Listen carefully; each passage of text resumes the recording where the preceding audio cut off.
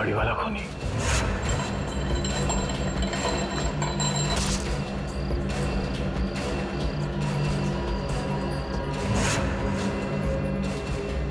ये सब एक साजिश थी हमें बंदी बनाने की। क्या समझ? मल्लिका और केतन जी भी इस साजिश में मिले हुए हैं। ऐशिया, मुझे नहीं लगता मल्लिका और केतन इतने शातिर नहीं है। हाँ सर, उससे पहले कि वो उन तीनों का खून करे हमें बंदी बना लिया। सर, अगर हमारे यहाँ छूटने से पहले उन लोगों को मार दिया तो? नहीं, ऐसा कुछ नहीं होगा। हम लोग यहाँ से बाहर भी जाएंगे और उन्हें बचाएंगे भी। हमारे हाथ पैर बंधे हुए हैं, दिमाग तो खुला है।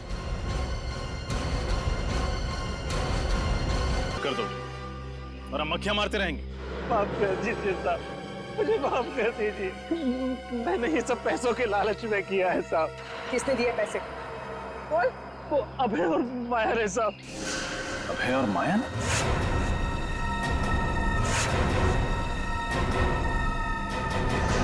वो एनजीओ वाले जिन्होंने ये सेमिनार ऑर्गेनाइज किया था। हाँ साहब, वही साहब। साहब वो सेमिनार तो एक बहाना था साहब। वो लोग बोल रहे थे कि अब देखना हमारी चूहेदानी में सीआईडी के 3-3 चूहे कैसे आकर फंसते हैं। चूहों को नहीं, शेर को दावत दी है उन्होंने अपने घर पे। लोग सोच भी नहीं सकते तुम जैसे मच्छरों का दया सर क्या हाल करेंगे। कहाँ रखा है हमारे तीनों ऑफिसर्स को? साहब मुझे नहीं मालूम साहब, कुछ नहीं मालूम। वो लोग बातें कर रहे थे कि ऐसी भीड़ भाड़ वाली जगह पे रखेंगे जहां पे किसी को शक ना हो साहब।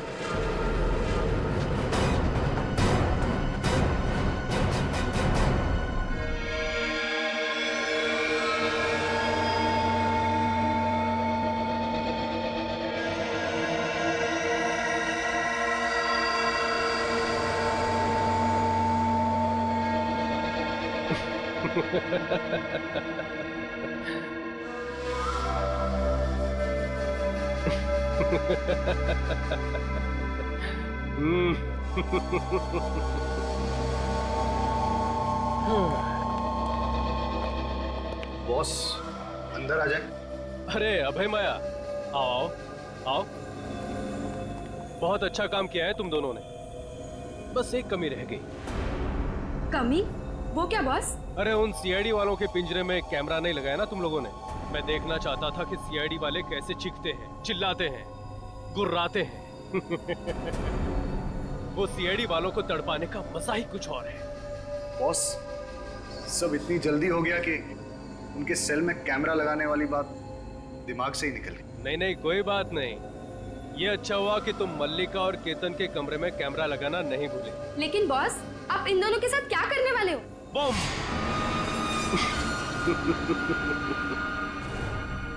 मार दूंगा उन्हें। और सीआईडी वालों को भी। इन 3 बेगुनाह लोगों को ना बचाने के पछतावे में ये सीआईडी वाले खुद ब खुद मर जाएंगे। लेकिन बॉस, मल्लिका और केतन के अलावा वो तीसरा कौन है जिसे आप मारने वाले हो? तीसरा? वो तीसरा ही तो है तुरुप का इक्का, जिसकी मौत से सीआईडी वालों के हौसलों की भी मौत हो जाएगी। तुम बस देखते जाओ। बॉस हमारा काम तो हो गया है, तो क्या हम किक्कर छोड़ के जा सकते हैं? तुम दोनों कुछ दिनों के लिए अंडरग्राउंड हो जाओ। तुम दोनों के पैसे तुम्हारे बैंक अकाउंट में ट्रांसफर कर दिए गए हैं। Thank you boss. अब होगा सीआईडी का सर्वनाश।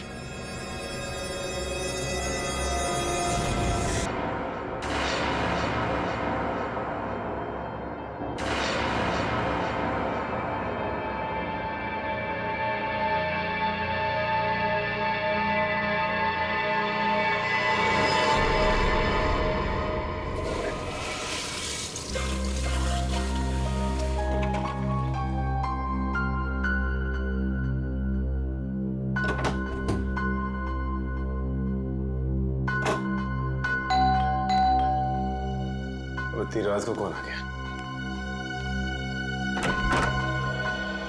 Hello sir. हेलो, कही क्या बात? सर आपने बुलाया? नहीं, मैंने तो आपको नहीं बुलाया। लेकिन सर फोन तो इसी रूम से आया है। लेकिन मैंने तो कोई फोन नहीं किया। देखिए, आपको कोई गलतफहमी हो रही होगी। ओके सर, कोई बात नहीं, सॉरी सर। ठीक है।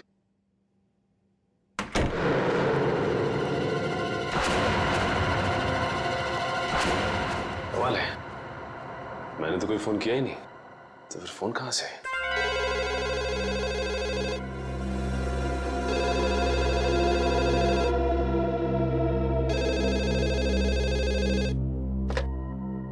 हेलो हेलो, आप सीआईडी ऑफिसर सचिन है ना? हाँ, मैं इंस्पेक्टर सचिन बोल रहा हूँ। बोलिए, क्या बात है? सर मेरी बात प्लीज गौर से सुनिएगा। एक खून होने वाला है सर। खून? किसका खून? एक आदमी अपनी मानसिक रूप से बीमार पत्नी की हत्या करने वाला है सर। सिर्फ आप ही है जो उन्हें बचा सकते हैं। उस बंगलों में उन दोनों के सिवाय और कोई नहीं है। ये आदमी रहता कहाँ पे? Hello hello hello.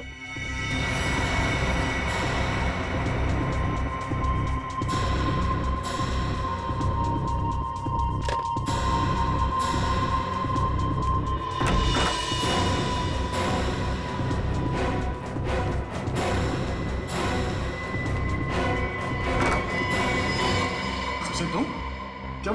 एक आदमी का फोन आया था, उसने कहा किसी की जान को खतरा है। सर, मुझे भी ऐसा ही एक फोन कॉल आया था। तुम्हें भी फोन कॉल आया? क्या कहा उस फोन करने वाले ने? सर वो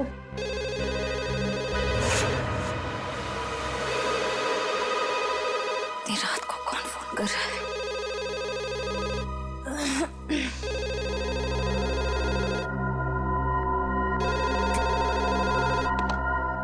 hello hello inspector Shreya CID से। जी बोल रही हूँ। जी मैं आपको बताना चाहती हूँ कि एक बुजुर्ग की जान को खतरा है। उनके रिश्तेदार उन्हें दौलत के लिए मारना चाहते हैं। कौन बोल रही हैं आप? कहाँ से बोल रही हैं? देखो मैं कौन हूँ, कहाँ से बोल रही हूँ ये जरूरी नहीं है। आपके पास सिर्फ 48 घंटे हैं उन्हें बचाने के लिए। हेलो हेलो,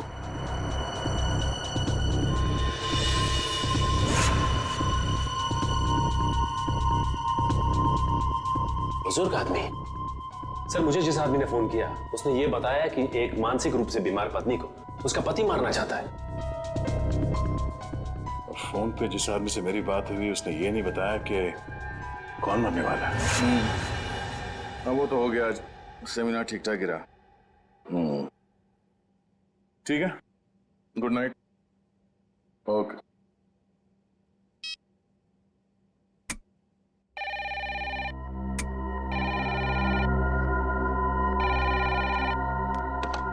हेलो, वो कुल्हाड़ी वाला खूनी वापस आ गया है। अगले 24 घंटे में एक नया शिकार करने। बचा सकते हो तो बचा लो उसे। Hello hello hello. एक बुजुर्ग, एक पत्नी और एक कुल्हाड़ी वाला खूनी। अब ये क्या चक्कर है? तीनों की जान बचाने के लिए सबसे पहले हमें ये पता करना पड़ेगा कि फोन किसने किया था। चलो।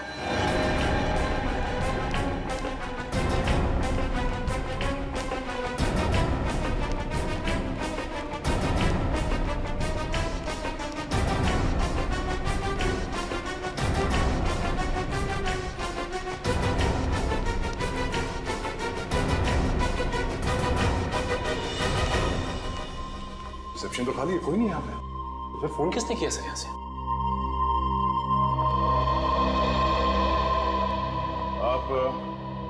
आप यहाँ के रिसेप्शनिस्ट हैं? हाँ जी, कोई प्रॉब्लम?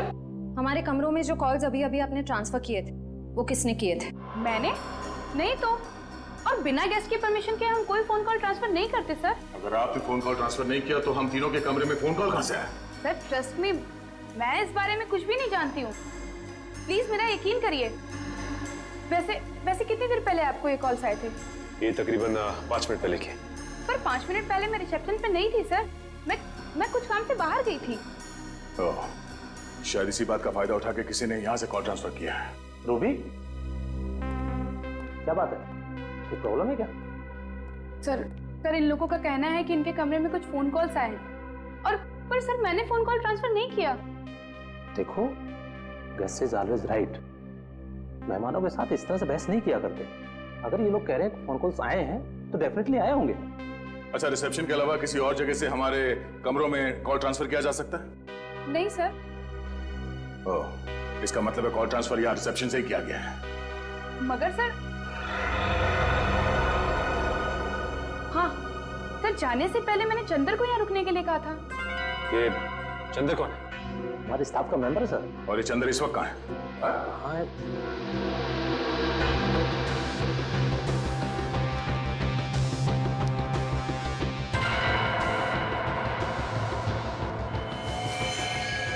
सर, सर यहाँ कोई बेहोश पड़ा है।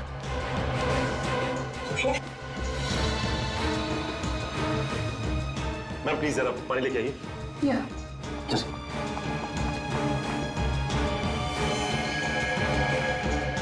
यही तो चंदर है सर।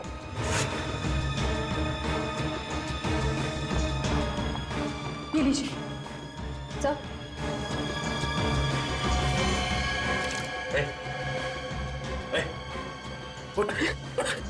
किसने किया? कैसे हुआ? सर मैं यहाँ पर बैठा था, किसी ने मेरे सर पे बहुत जोर से मारा।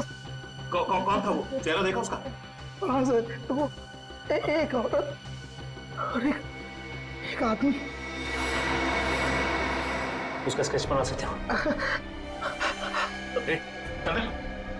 हाँ सर, हाँ ठीक है।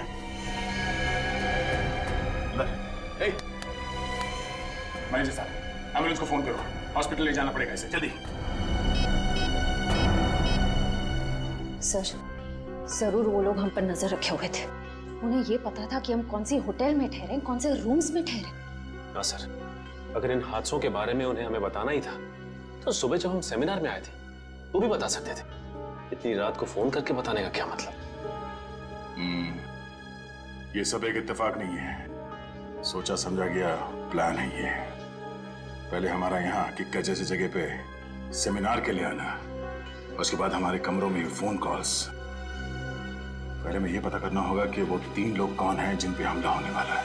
हाँ अभिजीत, छोटा सा शहर है ये किक्कर, मगर पता तो करना पड़ेगा ना कि कौन है वो बीमार औरत जिसका पति उसे मारना चाहता है, और वो बुजुर्ग जिसके पोते पोतियां उसकी जान लेना चाहते हैं। नहीं नहीं नहीं, हमारे आने की जरूरत नहीं है। श्रेया गई है पता करने के लिए, आ रही होगी। अच्छा अभिजीत, सिर्फ ये पता करना कि हमारे क्रिमिनल डेटाबेस में ऐसे कौन अपराधी है जो कुल्हाड़ियों से खून करते हैं और जो हाल ही में जेल से छूटा हो। Okay okay, thanks thanks.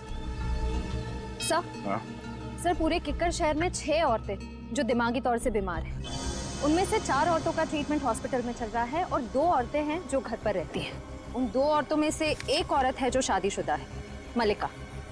मल्लिका और वो बुजुर्ग? सर, ये है वो बुजुर्ग की फोटो। इनका नाम केतन है, किक्कर शहर के सबसे बड़े रईस हैं। अगर इन्हें कुछ हो जाए तो इनकी पूरी जायदाद उनके पोते पोतियों को जाएगी। मल्लिका और केतन, इनके घर चल के देखना पड़ेगा। सर, क्यों ना मल्लिका के पति और केतन के रिश्तेदारों को हम गिरफ्तार कर लें? नहीं श्रेया, जुर्म करने का सोचना गुनाह नहीं है, जुर्म करना गुनाह है। इन लोगों को बिल्कुल भनक नहीं लगनी चाहिए कि हमें सब पता चल गया है। रंगे हाथों पकड़ना इन सबको। सर, हाँ? ये रहे उन 2 लोगों के स्केच जिन्होंने चंदर पर हमला किया और उसे बेहोश किया। ये दोनों तो? हाँ सर, ये दोनों वही हैं जो हमें सेमिनार में मिले थे।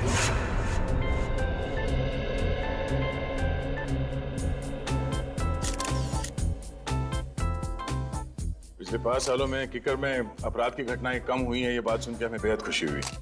और हम लोग यही उम्मीद करते हैं कि आने वाले सालों में किक्कर और भी सुरक्षित और शांतिप्रिय क्षेत्र बन जाएगा। सर, ये जरूरी तो नहीं कि जो आंकड़े आपके पास हैं वही सही हों।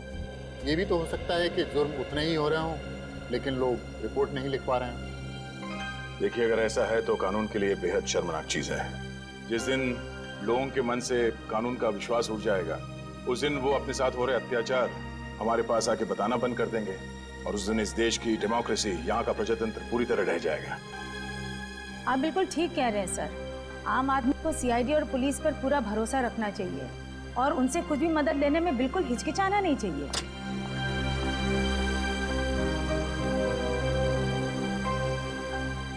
चलिए सर, खाना खा लेते हैं। हमारा अगला सेशन 3 बजे तक शुरू हो जाएगा। तो आप सबसे निवेदन है कि प्लीज ठीक समय पर आ जाइए। चलिए sir. Sir please CID team की एक साथ फोटो। श्योर।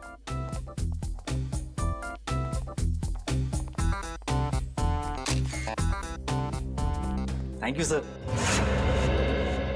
इन दोनों के बारे में अभय और माया से पता करो और इन दोनों को उनके ऑफिस बुलाओ। ये सब बिल्कुल झूठ है सर। भला क्यों हम किसी पर हमला करेंगे? अगर आप लोगों ने कुछ नहीं किया तो फिर चंदर ने आप ही लोगों का स्केच क्यों बनवाया? अब हमें क्या पता सर, आप चंदर से ही पूछ लीजिए ना। चंदर से पूछ चुके हैं, इसीलिए तो आप तक पहुंचे। अब ये बताइए कि आप लोग क्या गैलेक्सी स्टार में अक्सर जाते थे? जी हाँ सर, जब भी हम किक्कर आते हैं होटल गैलेक्सी स्टार में ही ठहरते हैं, लेकिन कल रात हम वहां नहीं गए थे। अच्छा, जब भी किक्कर आते वही रुकते, तो कल रात नहीं रुके? कोई खास वजह? हाँ, क्योंकि हमारी भतीजी की किक्कर में शादी हुई है और उसके बहुत कहने पर उस रात हम उसके घर ठहर गए थे। आप चाहे तो उससे पूछ सकते हैं। पूछ भी लेंगे और रिसेप्शन डेस्क पे लगे उंगलियों के निशान वो भी मैच करवा के देखेंगे। सर अगर आप चाहें तो हमारा लाई डिटेक्टर टेस्ट भी करवा सकते हैं। जब हमने कुछ किया ही नहीं तो भला हम क्यों डरे? सर मुझे लगता है कि ये लोग सच कह रहे हैं। कहीं ये चंदर हमें गुमराह करने की कोशिश तो नहीं कर रहा है? चंदर ने हमसे कहा कि किसी ने उसके सर पे पीछे से हमला किया था, तो फिर उसने उसका चेहरा कैसे देखा, स्केच कैसे बनवाया?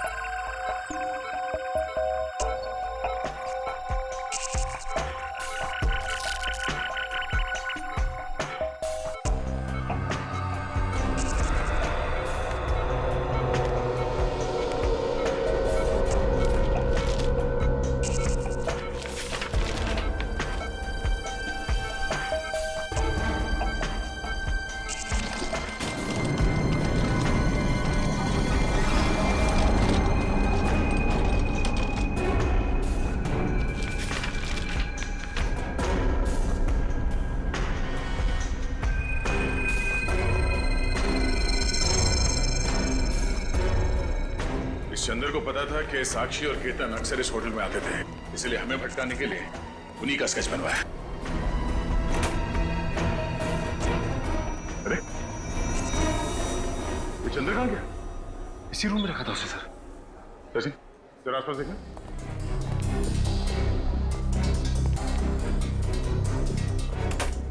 सिस्टर, इस कमरे में वो चंदर नाम का जो पेशेंट था कहाँ गया? सर वो तो अपने कमरे में ही था, किसी ने बाहर निकलते हो तो देखा नहीं उसे। सर सचिन, सर ये खिड़की तो बंद है, यहां से तो भागा नहीं, लेकिन ये कपड़े छोड़ के। इसका मतलब है मरीज के कपड़े फेंक के भेष बदल के भागा वो यहाँ से। ये चंदर कोई पुराना पापी लगता है। जेलर साहब, आपकी नॉलेज में ऐसे जितने भी मुजरिम हैं जिन्होंने कभी ना कभी कुल्हाड़ी को अपना हथियार बनाया हो, जी हाँ, सबकी डिटेल्स चाहिए मुझे। Thank you very much. कुछ पता चला? हाँ सर, किक्कर इलाके के ऐसे 3 लोगों के क्रिमिनल रिकॉर्ड्स मिले जिन्होंने कभी ना कभी कुल्हाड़ी से कोई जुर्म किया हो। कौन कौन है वो? सर एक का नाम है कमला, 35 साल की औरत है। इसके सास ससुर इसे दहेज के लिए परेशान करते थे। एक दिन तंग आकर इसने उन पर कुल्हाड़ी से वार कर दिया। कौन सी जेल में? सर पिंजलपुर जेल में थी। पिछले हफ्ते वहां आग लगी और 6 कैदी फरार हो गए, उनमें से एक ये भी थे। और बाकी दोनों? सर एक का नाम है नरुआ और एक का नाम है जग्गा। नरुआ ने अपने मकान मालिक पर हमला किया था और जग्गा ने अपने सौतेले पिता पर। नरुआ के खिलाफ कोई सबूत नहीं थे तो अदालत ने उसे छोड़ दिया और जग्गा को मानसिक मरीज बताकर असाइलम भेज दिया गया। नरुआ, जग्गा और कमला रेडी? अपने खबरियों को बता दो, किक्कर इलाके में इन तीनों में से कोई भी दिखाई दे फौरन इन्फॉर्म करें हमें। Yes sir. हेलो आद्या? ओह नो, चंदर ठीक है दया, उसके बारे में सारी इंफॉर्मेशन निकालते हैं हम लोग।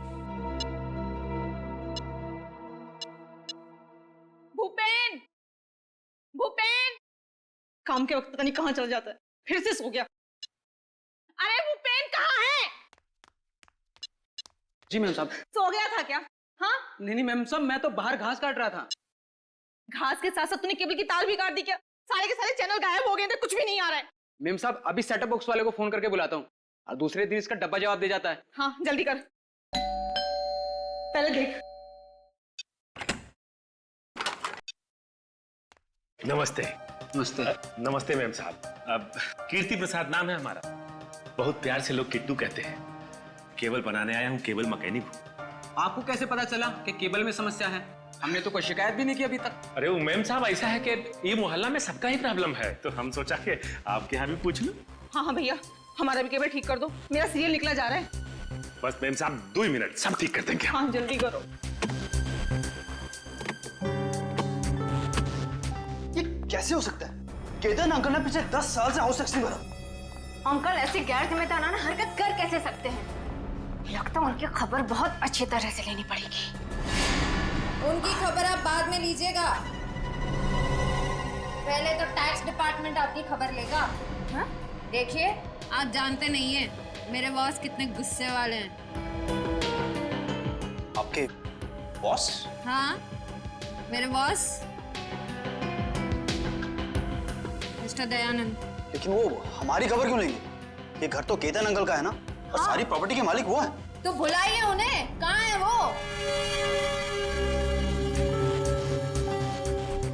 जल्दी करो किट्टू, 7 जन्मों के 7 फेरों के 7 रिश्ते मेरा फेवरेट सीरियल है, मिस नहीं होना चाहिए। अरे मैम साहब वो आपका फेवरेट सीरियल है? हमारा भी फेवरेट सीरियल है। पिछला महीना जो गंगवा मरी थी ना, हमारी आंख से ऐसा आंसू गिरा मैम साहब। ये शोर कैसे है?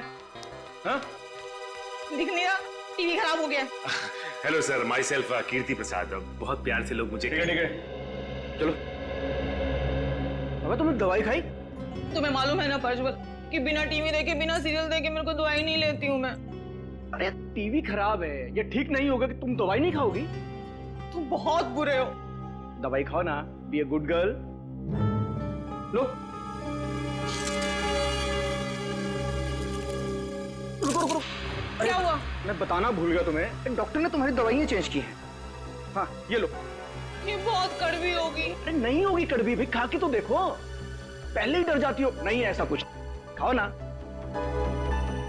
वेरी गुड, ये हुई ना बात। अरे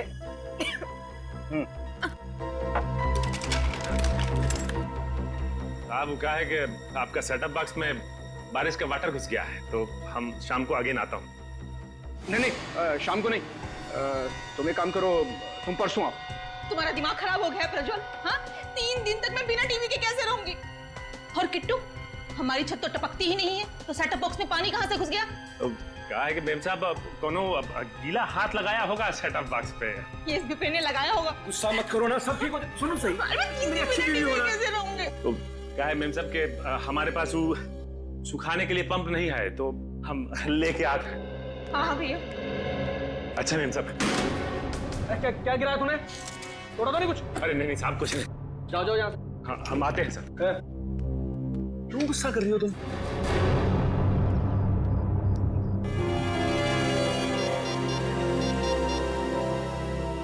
हाँ सर, तो लगता है आज रात मालिका का पति कुछ ना कुछ करने वाला उसके साथ।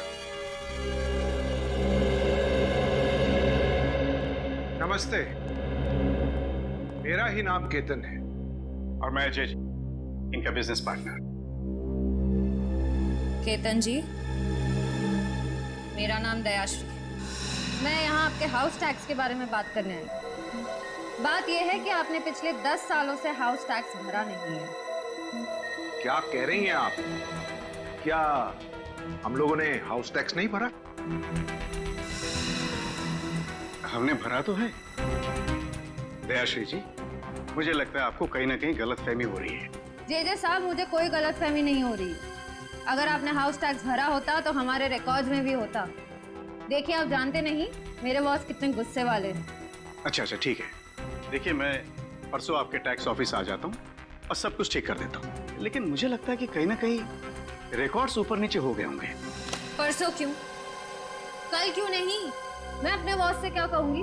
क्योंकि कल ऑफिस में हमारी इंपॉर्टेंट मीटिंग है और जेजे का वहां पे होना बहुत जरूरी है। कैसी मीटिंग?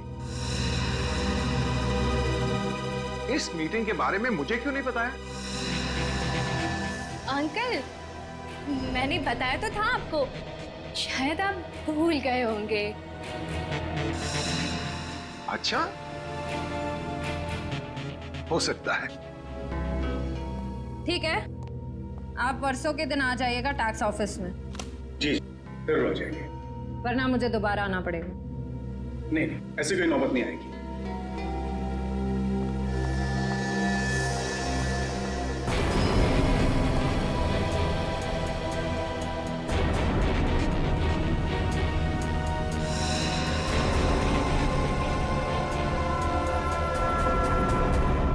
हाँ, किकर से भागा हॉस्पिटल से? नहीं, मुझे नहीं लगता बहुत दूर गया होगा। हाँ नहीं, जैसे ही कुछ पता चलता है मुझे इन्फॉर्म कर। तेरे को जितना बोला गया है उतना कर, ठीक है? चंद्र के बारे में कुछ पता चला? हमारे रिकॉर्ड्स में कुछ इन्फॉर्मेशन है? हाँ सर, उसी फोटो को स्कैन करके मैच करने की कोशिश कर रहे हैं। वो भी थोड़ा जल्दी करो, चंद्र हमारे हाथ से निकलना नहीं चाहिए। सर बस 2 मिनट।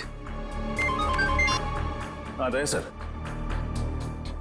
यस सर, उसी काम में लगे हुए हैं। सर जैसे ही चंद्र की कोई इन्फॉर्मेशन मिलती है मैं आपको फोन करता हूँ।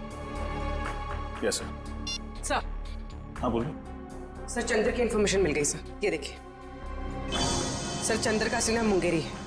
ये एक छोटा मोटा चोर है और कई बार जेल के चक्कर काट चुका है। अभी इसका बैंड बजाते सर, सीआईडी को चकमा देकर भाग रहा था। रहता कहाँ है? सर इसका कोई परमानेंट एड्रेस नहीं है। जब भी जेल से छूटता है तब नया ठिकाना बना लेता है। बड़ा ही पहुंचा हुआ खिलाड़ी है। आज तो आएगा ही। कब तक आंख में चोली खेलेगा हमारे साथ? सर इस चंद्र तक हम पहुंचेंगे कैसे? वो है ना हमारा खिलाड़ियों का खिलाड़ी, वो ला के देगा हमें चंद्र की कुंडली। कौन सर? तुम्हारा दोस्त ढेंचू। ढेंचू? हाँ फ्रेडी, ढेंचू को चंद्र की सारी इंफॉर्मेशन दे दो। उससे कहो कि घंटा पूरा होने से पहले मुझे उसका ठिकाना चाहिए। Yes sir.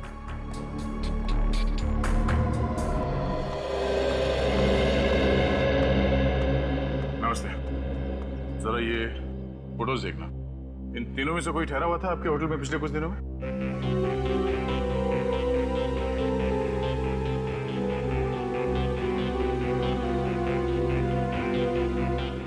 ठीक है, थैंक यू। नहीं सर, ये तीनों तो नहीं आए थे, पर एक अजीब सा आदमी आया था जिसकी दाढ़ी थी और दिन में काला चश्मा पहन के रखा था और उसके पास में आईडी कार्ड भी नहीं था। आईडी प्रूफ नहीं था और आपने उससे होटल में ठहरने दिया? नहीं सर, बगैर आईडी के तो हम किसी को होटल में नहीं ठहराते। पास में ही सेवापूर्ण नाम का गेस्ट हाउस है, मैंने उसे वहां भेज दिया। सेवापूर्ण गेस्ट हाउस? हाँ सर, ऐसा एक आदमी आया तो है यहाँ पर, 10 दिन से यहीं पर रुका है। अभी भी होटल में ही है? जी नहीं, अभी तो बाहर गया है, शाम तक ही लौटेगा। बिना आईडी के तुमने उसे 10 दिन यहाँ पे ठहरने दिया? हाँ, जानते हो ना ये गैर कानूनी है। सरकार के नियमों को तोड़ा है तुमने।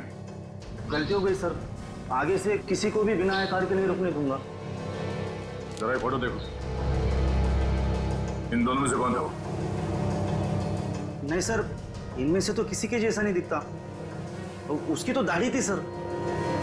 दाढ़ी मुझ नकली भी हो सकती है, ध्यान से देखो और पहचानो कौन है वो। नहीं सर, दाढ़ी हटाने के बावजूद भी वो इनमें से किसी के जैसा नहीं दिखेगा। अच्छा, तुम्हारे होटल में सीसीटीवी कैमरा है जहाँ पे उसका चेहरा देख सकते हैं? नहीं सर, छोटा सा गेस्ट हाउस है, गलती से कभी कभार 1-2 लोग आ जाते हैं, वो सीसीटीवी कैमरा अफोर्ड नहीं कर सकते ना सर। उसके बारे में कुछ बता सकते हो? कब उठता है, कहाँ जाता है, कब लौटता था वो? नहीं सर, उसके आने जाने का तो कोई ठिकाना नहीं था।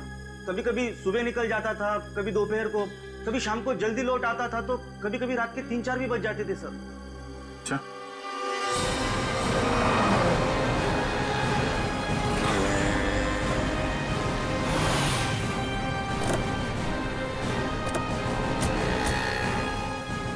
आपको पूरा यकीन है ये चंद्र उर्फ मुंगेरी हमें इसी इलाके में मिलेगा? ढेंचू ने तुम यही बताया था और उसकी खबरें अक्सर सही होती। और वैसे भी चंद्र अपना कर वाला काम निपटा चुका है। ये बात तो तय है कि हॉस्पिटल से भागकर वहां नहीं जाएगा। सर ये भी तो हो सकता है कि हॉस्पिटल से निकलने के बाद चंद्र किसी और शहर चला गया। होने को तो कुछ भी हो सकता है निखिल, लेकिन चंदर का अपना घर यहाँ इस शहर में, चल के देखते हैं।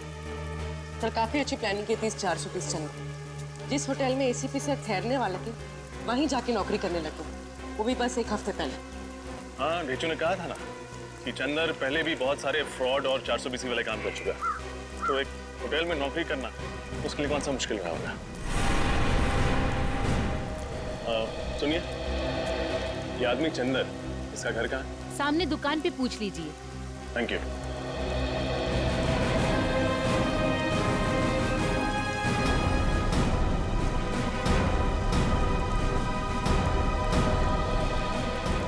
भाई साहब, ये चंदर का घर कहाँ है? जी नहीं मालूम। मुंगेरी? आप मुंगेरी ढूंढ रहे हैं? हाँ, मुंगेरी और चंदर। मिले तो उससे कहिएगा कि मेरे पैसे लौटा दे। 6 महीने पहले उसने मुझसे 10,000 रुपये उधार लिए थे, कहा था 1 हफ्ते में लौटा दूंगा।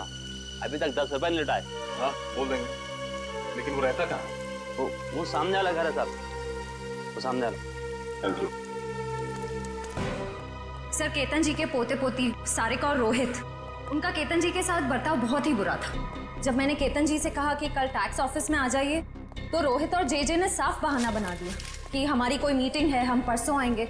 हर बात को घुमाने की कोशिश कर रहे थे। हाँ सर, और ये जो प्रज्वल मलिका को दवाइयाँ दे रहा है, उन दवाइयों के रिपोर्ट के मुताबिक इन दवाइयों में ट्रैंकुलाइजर है। अच्छा, और सर ये दवाइयाँ मेंटल पेशेंट्स को नहीं दी जाती। और तो और सर, उसने मुझे भी शाम को आने से मना कर दिया, जैसा केतन के घर पे हुआ था। मतलब हमारा शक सही निकला, यही वो लोग हैं जिनकी हमें तलाश थी। अब बस इस सेवापूर्ण गेस्ट हाउस से हमें कुछ पता चल जाए। सर, ये एक बहुत ही शातिर खिलाड़ी है, हमें बहकाने की कोशिश कर रहा है। हाँ, पर ये बात तो तय है कि जो फोन कॉल्स हमें आए थे वो सही थे। 3 लोगों के खून होने वाले हैं। कोई तो है जो हमें चुनौती दे रहा है। सर, एक बात अभी तक पता नहीं चली कि तीसरा आदमी कौन है जिसका खून होने वाला है। हमें इन तीनों जगहों पर नजर रखनी होगी। अगर हम सही दिशा में जा रहे हैं तो बहुत जल्द पता चल जाएगा कि तीसरा खून किसका होने वाला है।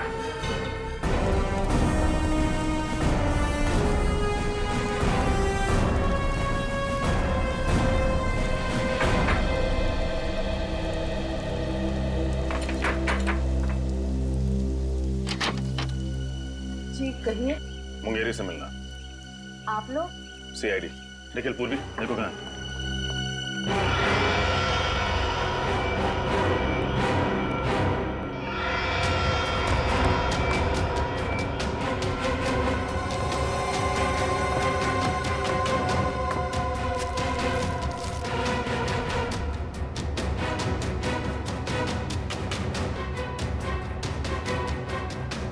साहब, मुंगेरी घर पे नहीं है।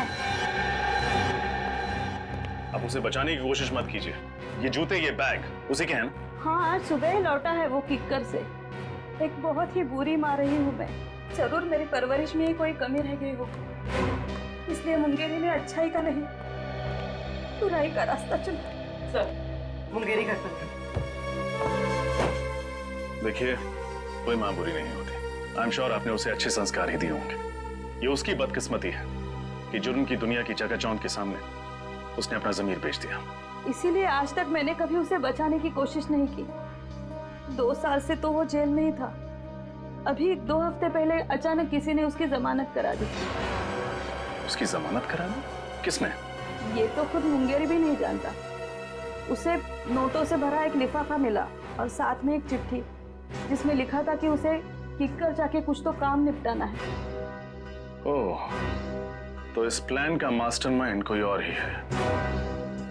उसे मुंगेरी की जरूरत है सीआईडी को गुमराह करने के लिए, और उसी ने उसकी जमानत करवाई।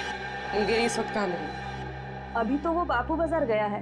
कह रहा था कि उसे किसी से पैसे लेने हैं। जरूर उस मुजरिम से ही पैसे लेने होंगे जिसने ये पूरा प्लान बनाया। बापू बाजार।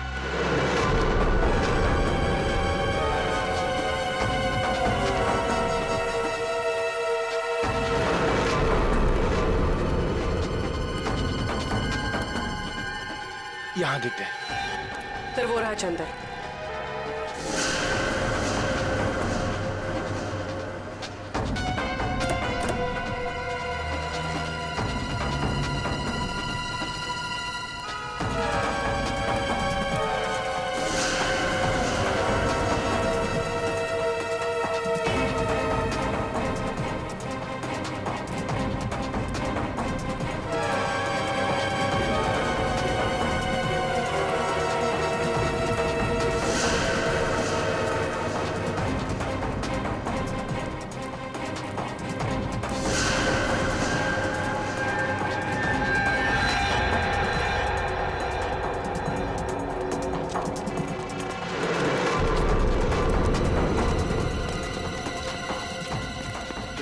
गया यार।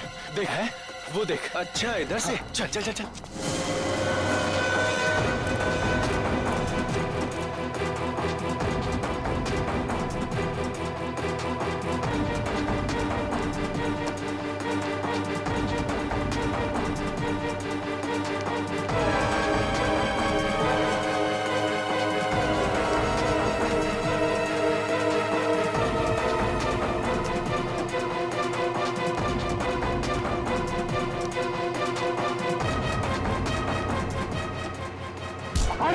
जल्दी भी क्या मुंगेरी, हमसे 2 पल बात नहीं करोगे? वैक्सीन वैक्सीन बैग दे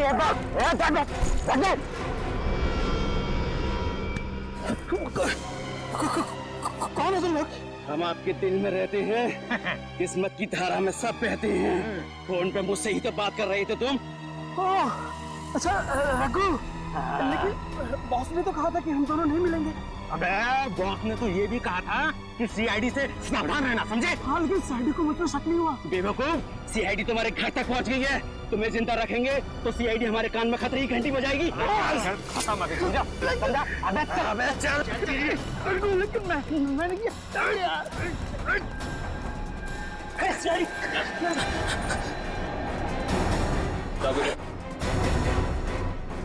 खतरे की घंटी भी बजाएंगे और इंसाफ की लोरी भी सुनाएंगे।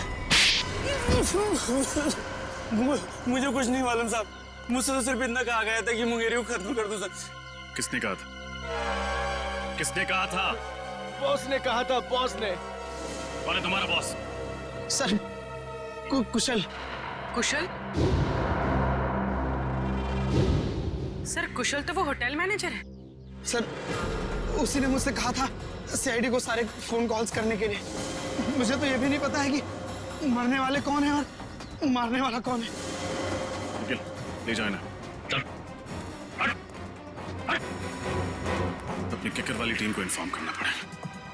पता नहीं क्या चल रहा है इस कुशल की खोपड़ी में। ध्यान से देखो सीढ़ी। ये मुझे क्या हो रहा है? ये सर क्यों चकरा रहा है? हाँ? कौन सी गोली दी है? मल्लिका, लगता है वो दवाई ने ना साइड इफेक्ट कर दिया। हम डॉक्टर के पास ही जा रहे हैं। लगता है ये लोग मल्लिका का काम तमाम करने जा रहे हैं। गोदाम में आग लग गई। जीजे ने मुझे फोन करके बताया क्यों नहीं? कल आपको फोन करने की कोशिश की थी, आपका फोन बंद था। मैं अपना कभी फोन बंद नहीं रखता। अंकल प्लीज जल्दी चलिए, आखिर देखें तो सही कि नुकसान कितना बड़ा हुआ है। चलो।